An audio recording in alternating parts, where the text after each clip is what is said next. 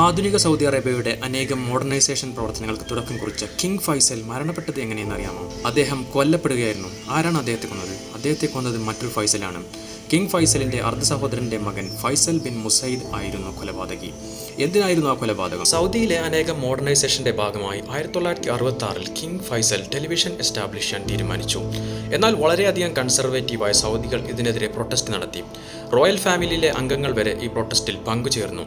എന്നാൽ അതിനെ അടിച്ചൊതുക്കാൻ King Faisal പട്ടാളത്തെ രംഗത്തിറങ്ങി. എന്നാൽ പ്രതിഷേധം അക്രമാസക്തമായതോടെ പട്ടാളത്തിന് വെടിയുതിർക്കേണ്ടി വന്നു. നിർഭാഗ്യവശാൽ ഒരു റോയൽ ഫാമിലി അംഗം കൊല്ലപ്പെട്ടു, പ്രിൻസ് ഖാലിദ് ബിൻ മുസൈദ്. ഇപ്പോൾ നിങ്ങൾക്ക് മനസ്സിലായി കാണും, അതെ, prince Khalid bin Musaid Faisal bin മുസൈദിന്റെ സഹോദരനാണ്. ഇതായിരുന്നു പ്രതികാരത്തിന്റെ കാരണം. അങ്ങനെ 1975 ഫെബ്രുവരി 22-ന് ഒരു രാജസദസ്സിൽ നിന്ന് ഇറങ്ങി വരുന്ന കിങ് ഫൈസലിനെ പ്രിൻസ് ഫൈസൽ ബിൻ മുസൈദ് ചെന്ന് ആലിംഗനം ചെയ്യുകയും ഉടനെ കയ്യിൽ ഒളിപ്പിച്ചു വെച്ചിരുന്ന ഒരു പിസ്റ്റൾ എടുത്ത് പോയിന്റ് ബ്ലാങ്കിൽ വെടിവെക്കുകയും ചെയ്തു.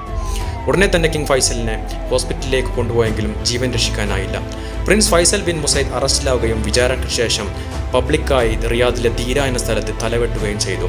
ഒരു റോയൽ ഫാമിലി അംഗത്തിന്റെ ആദ്യത്തെ എക്സിക്യൂഷൻ ആയി ഇത് അറിയപ്പെടുന്നു.